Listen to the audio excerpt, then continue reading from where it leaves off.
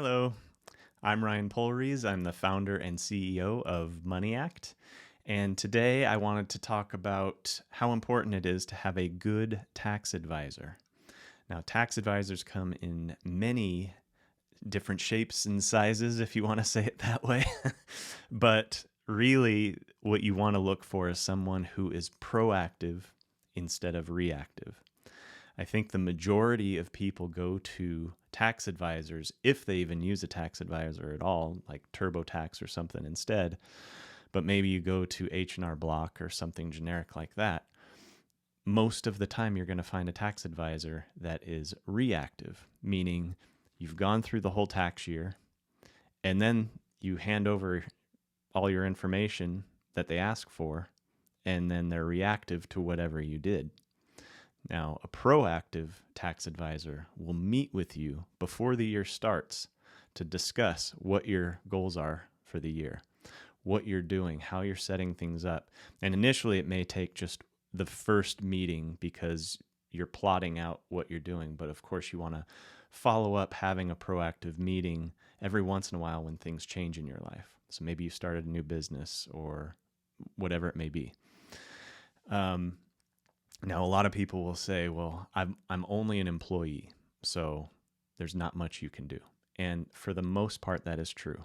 There are a few loopholes that you can do, but you really need a solid, proactive tax advisor to help you through your employee income.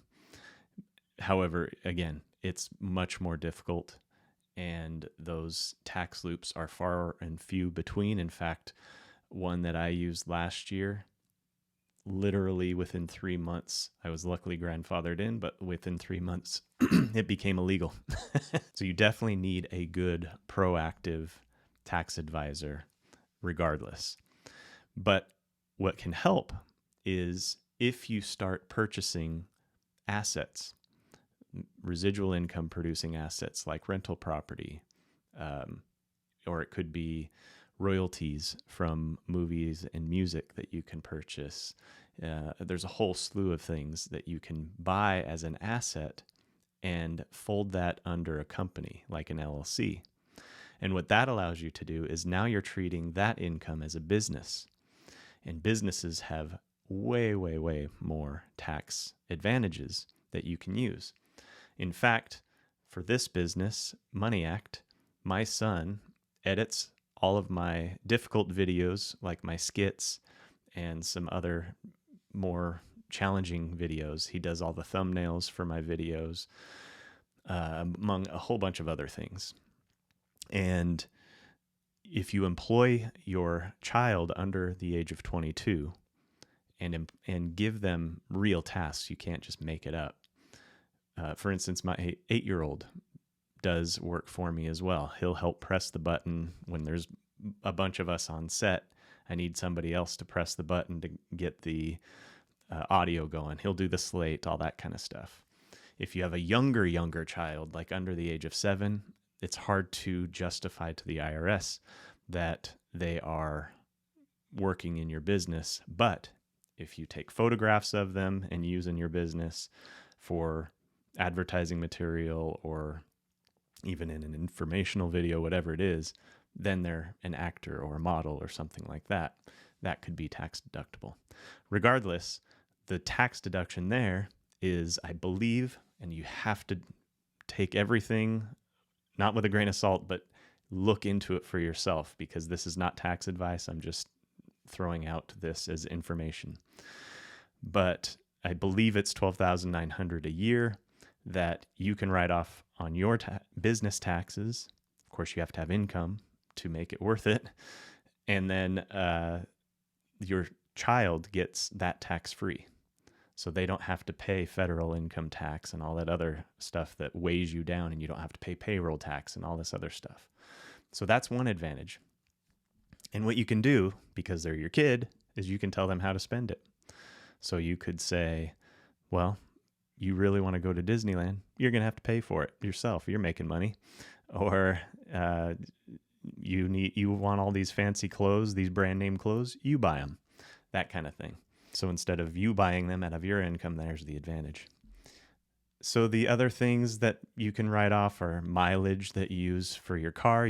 There's apps that you can use. I use Hurdle, and it basically is seamless. It sits in the background, tracks wherever I go. Now you have to think of your privacy, which one's more valuable.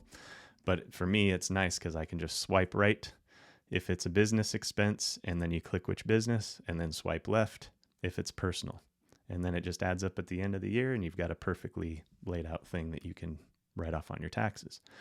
There's things like Augusta Rule, where you can write off your house that you own, that you live in, 14 days out of the year for whatever the market price is for the size of the space that you're using for your business. So you could just have a meeting in your house, and maybe you employ your kids. So you're having a meeting in your house, and maybe it's a big extravagant meeting that you're using for a day. So you can stretch that out 1 day per month.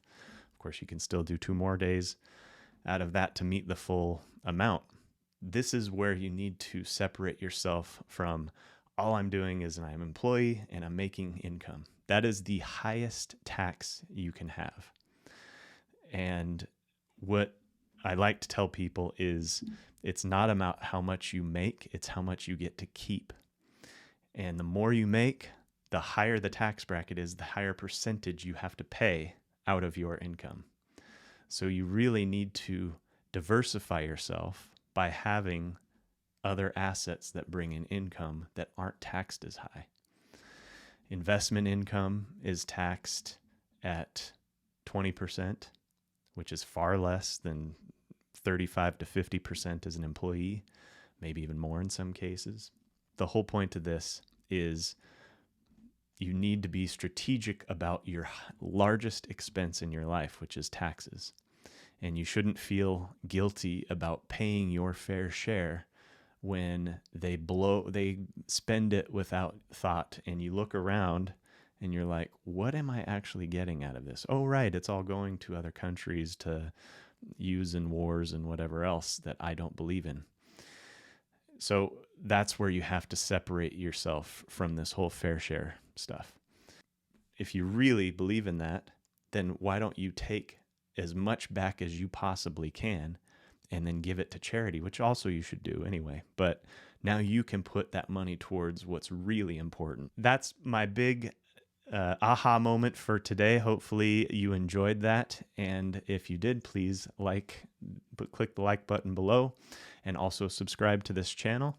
And if you would like to learn more, of course, you can watch more of my videos on YouTube or go to my website at money-act.com. And if you'd like to join our community, I highly suggest you go to moneyactor.com and sign up and join us, where this discussion literally happened in our community, and I thought I would share it with everybody. All right, thanks so much. Take care.